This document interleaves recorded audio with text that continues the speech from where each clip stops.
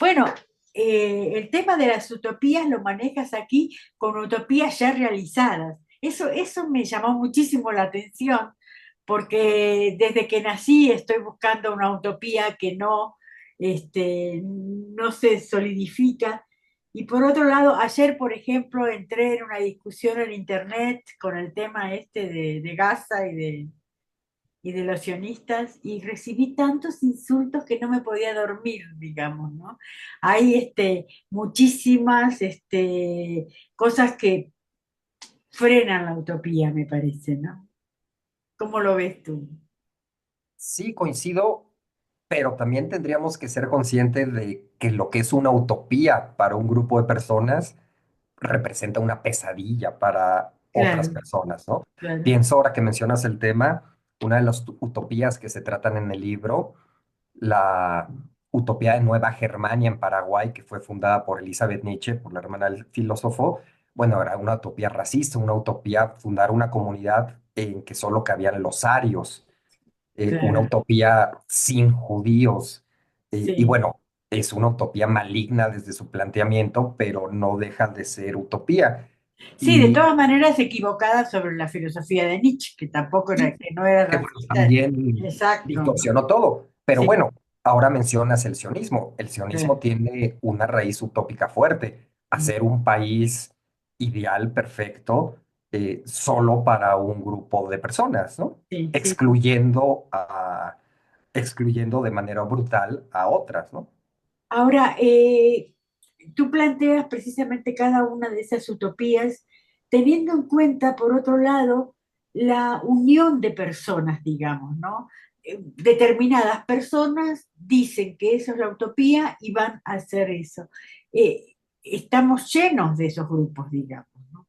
Por supuesto, y es fascinante. Y bueno, esos grupos muchas veces se mueven por las mejores ideas y a veces las cosas salen hasta bien y otras veces las cosas salen de la peor forma posible y otras veces la misma idea que impulsa la utopía es tremendamente cuestionable. Pero a mí me fascina la determinación de un grupo de personas, como dices, que se juntan y dicen, vamos a fundar, no a imaginar, vamos a fundar, a hacer realidad la sociedad ideal. Y bueno, qué bueno que nos movamos todavía con un ánimo utópico, porque yo creo que está muy bien imaginar de qué formas podemos hacer el mundo mejor. Sí. Entonces, qué bueno que tengamos todavía un imaginario utópico en nuestra imaginación política, pero también hay que tener cuidado de hasta dónde podemos llevar las consecuencias de nuestra idea de mundo perfecto, porque puede resultar desastroso, ¿no? Leí con nostalgia Solentiname, una utopía que movió mi adolescencia y que movió la adolescencia tardía de Julio Cortázar. Y bueno, pensar en esa utopía con hoy como está Nicaragua es casi un absurdo, ¿no? Sí, que es una utopía que funcionó. Cuando el Sí, padre cardenal funda la comunidad de Solentiname, él quiere crear una comunidad cristiana, socialista, sandinista, bueno, la comunidad funcionó muy bien. Hubo un incremento del nivel de vida de la población de la isla, hubo un tremendo boom cultural con todo el arte pictórico que se inauguró en Solentiname. Realmente era una comunidad armoniosa hasta que llegaron los soldados de Somoza a destruirla, ¿no? Mucho se le cuestionó al padre de que condenó la destrucción de Solentiname por ser una comunidad rebelde, tarde o temprano iba a ocurrir esa represión, pero bueno, mientras Solentiname existió, funcionó. Y es muy triste el destino de Solentiname porque primero fue destruida por la guardia somocista y después ya con la revolución sandinista triunfante, bueno, al principio el padre cardenal sabemos que tuvo una relación muy cordial con el sandinismo, fue el ministro de Cultura, en fin, pero hoy Solentiname de nueva cuenta ha sido destruida por Ortega. eh, las propiedades que nunca fueron tal del padre cardenal fueron expropiadas. Él fue prácticamente expulsado de la isla. Vamos, es muy triste todo lo que ha pasado con Solentiname, de haber sido un núcleo de sueños de Cortázar, de Ginsberg, de todos los intelectuales y artistas que viajaron ahí porque era un espacio de libertad, de creatividad. Ahora se ha convertido en una isla doblemente reprimida, primero por Somoza y después Ortega, es tristísimo el caso de Solentiname, ¿no? Sí, no me refería a la Guardia Somocista, que ya sabemos todo lo que hizo, sino precisamente a esta segunda destrucción, digamos, ¿no? Pareciera ser que Nicaragua no consigue, no la utopía, no consigue ni siquiera la paz, digamos, no, no, Sí, sí, es muy triste el caso, pero Solentiname, de las utopías que se revisan en el libro, seguramente fue la más feliz. claro. Vamos, en sus años de esplendor fue una utopía que funcionó, ¿no? Hablas de Forlandia, cuéntanos un poco de esa utopía. Bueno, es la más loca de todas, que Henry Ford se le ocurrió, él también creía, porque las utopías siempre surgen del convencimiento que el mundo está arruinado, entonces tenemos que refundarlo. Él estaba convencido que Estados Unidos estaba arruinado y que había que crear el pueblo estadounidense perfecto en alguna parte, y decidió que la mejor parte para fundar un pueblo gringo era en la mitad del Amazonas, que también iba a aprovechar para construir plantaciones de caucho para sus llantas. Y bueno, obviamente si tú construyes el pueblo estadounidense ideal ideal en el Amazonas, todo va a salir mal. Era tan absurdo, por ejemplo, Ford dictaminaba qué tenían que comer, qué tenía que creer, a qué hora se tenía que dormir todos sus empleados amazónicos, y por ejemplo, él odiaba la fruta de la selva. Él decía que la única fruta que había que comer eran los duraznos enlatados. Entonces estás en mitad de la selva, en medio de árboles frutales, con estas maravillosas frutas selváticas, comiendo duraznos enlatados, porque es lo que dice Henry Ford. Obviamente todo salió mal en Forlandia, y ahora es un pueblito en medio del Amazonas fabuloso, porque bueno, se fueron todos los gerentes gringos, se fueron los empresarios, pero dejaron esas casas construidas con el estilo del medio oeste gringo en medio de la selva, con todas las ruinas de los aparatos, eh, de las ruinas de los automóviles que quedan por ahí, como bueno, como lo que es, como un pueblo fantasma abandonado, y cuyos habitantes viven plácidamente ya a su manera en medio de esas ruinas. Pero hay algo también muy curioso en eso, que hace un siglo un empresario que tuvo mucho éxito vendiendo carros, que se le ocurrió decirle a la humanidad cómo debía vivir según él, es lo que estamos viviendo otra vez hoy en día. Un empresario que tiene éxito vendiendo carros es el que le dice a la humanidad cómo debe vivir, ¿no? Entonces, un siglo después, lo que hizo Henry Ford se está repitiendo de cierta forma ahora con Elon Musk. Yo no sé por qué a los vendedores de carros les da por decirle a la humanidad cómo debe vivir, y lo que es más preocupante, por qué una parte de la humanidad les hace caso. Yo no discuto las maravillas de sus automóviles, sus avances tecnológicos, la cadena de montaje de Ford, pero de ahí a que Ford nos diga qué tenemos que comer, me parece que hay una distancia salvable. Vi tu gatito atrás, qué bonito.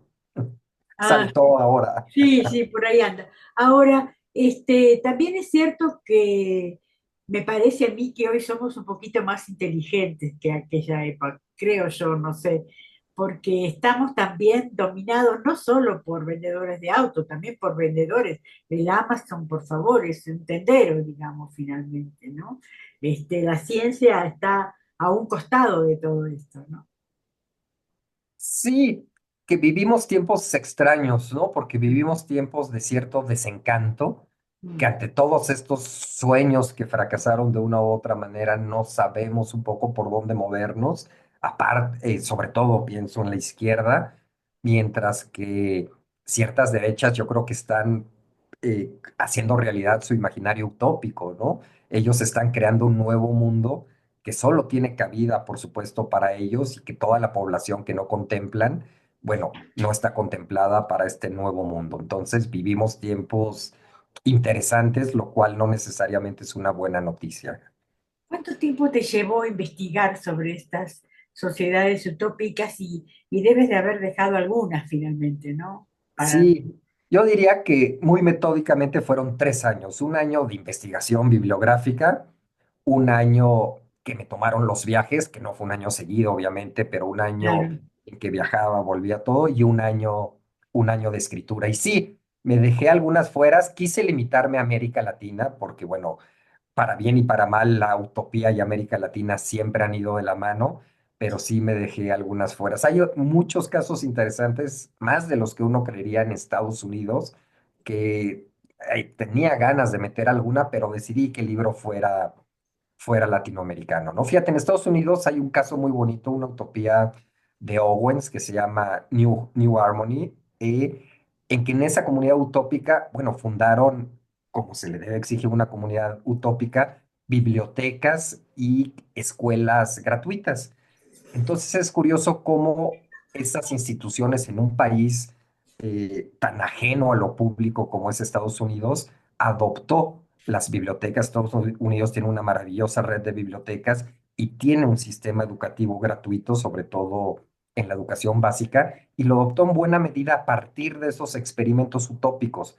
Entonces, muchas veces, aunque el experimento utópico fracase en sí, deja algo muy valioso para la sociedad, ¿no? Bueno, Quizás son solo los restos de los sueños, pero esos restos de los sueños alcanzan para mejorar el mundo.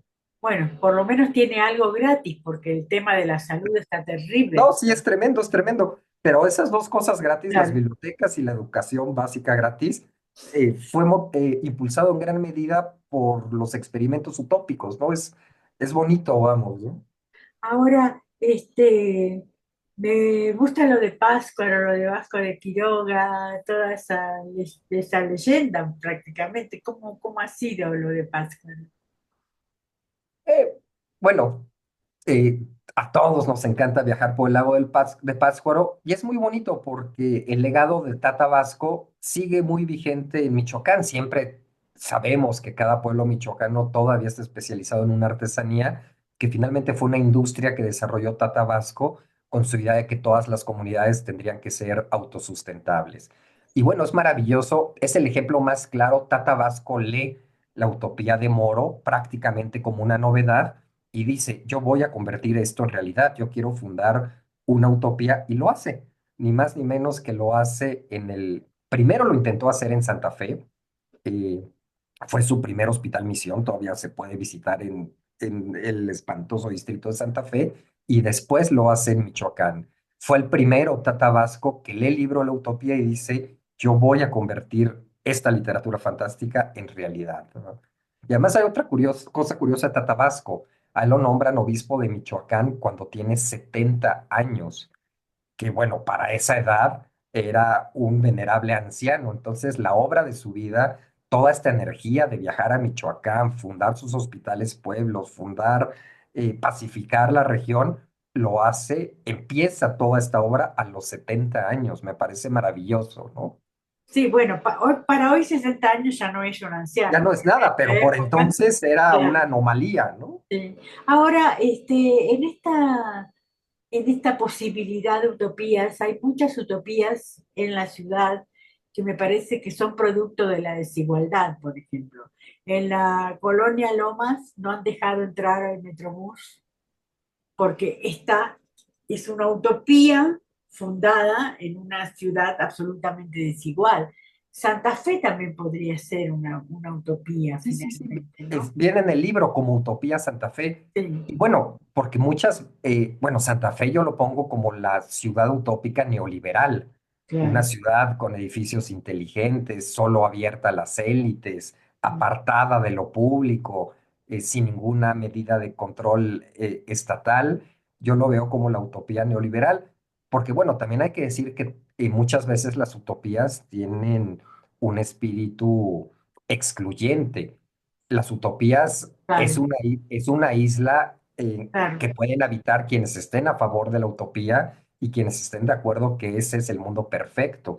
Quienes no, bueno, se les expulsa o son eliminados.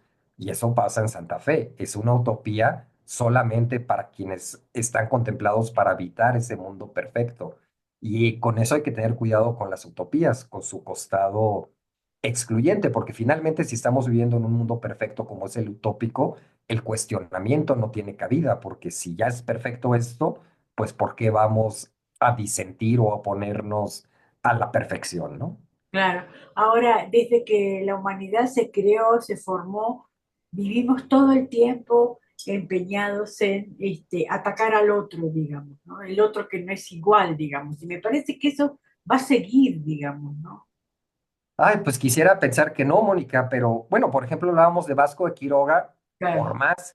que su empresa haya sido también una empresa colonizadora, bueno, finalmente era una empresa que buscaba de la bienestar. convivencia, una Claro, convivencia posible. Solentiname yo creo que también era una utopía que buscaba una convivencia armónica. Todas las utopías anarquistas, que en el libro se habla de una, también buscaban formas más pacíficas, más sanas de convivencia. Entonces quiero creer que finalmente ese ánimo utópico va a tender a la convivencia de todos, a la integración con el respeto a la diferencia y no a este es mi mundo perfecto y a quien no le guste lo extermino, sí. como está pasando en buena medida ahora, pero bueno. Ujú. Bueno, para ir terminando, ¿qué otras utopías ves como posible? A mí, por ejemplo, me, me llama mucho la atención toda esta cosa de la autoayuda, digamos, ¿no? Esta cosa de que si tienes cáncer, tú tienes la culpa de las constelaciones, tienes que ver la culpa del abuelo, digamos. Siempre hay ese lenguaje que me parece que une a mucha gente, ¿no? Y a otras nos excluye, ¿no? Sí, sí. Bueno, ahora que lo mencionas, quizás hay dos espíritus utópicos flotando en el aire muy peligrosos, ¿no? Uno es eh, el tecnoutopismo, pensar que la inteligencia Claro. artificial y la tecnología va a resolver por sí sola todos los problemas. Vamos a arrasar las selvas del mundo y vamos, que no nos importa el cambio climático porque la misma tecnología se va a encargar de arreglarlo. Y otro, como tú dices, esta creencia de que con nuestra propia voluntad podemos cambiar absolutamente cualquier realidad o que la realidad depende de nuestra iniciativa y voluntad pues también es peligrosísimo porque no es así.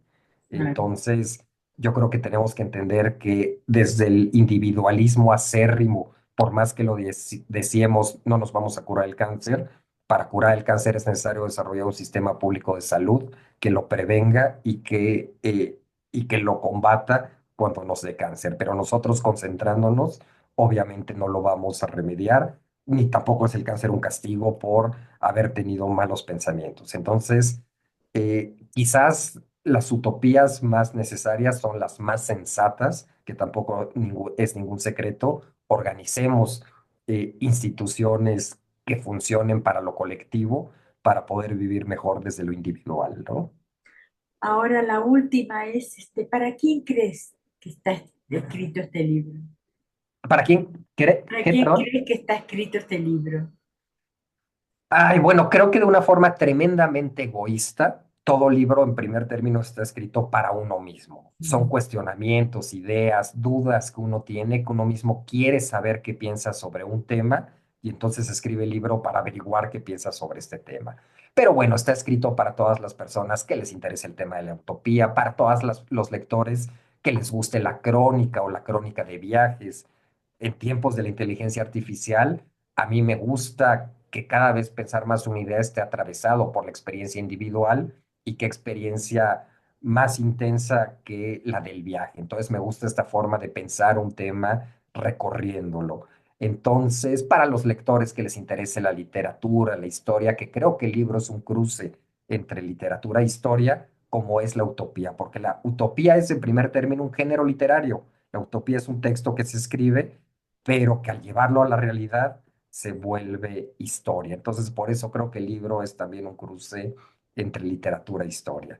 Entonces, También para todos los lectores que quieran ver cómo se han imaginado mundos mejores y cómo han terminado esos mundos y que quieran seguir imaginándolos, creo que está destinado el libro, Mónica. también es un libro de aventuras porque a uno le dan ganas de viajar a cada utopía para verla, ¿no?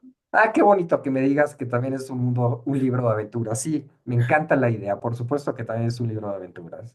Buenos días y gracias por la entrevista. Gracias y saludos al gatito, Mónica. Un abrazo. Un abrazo, gracias.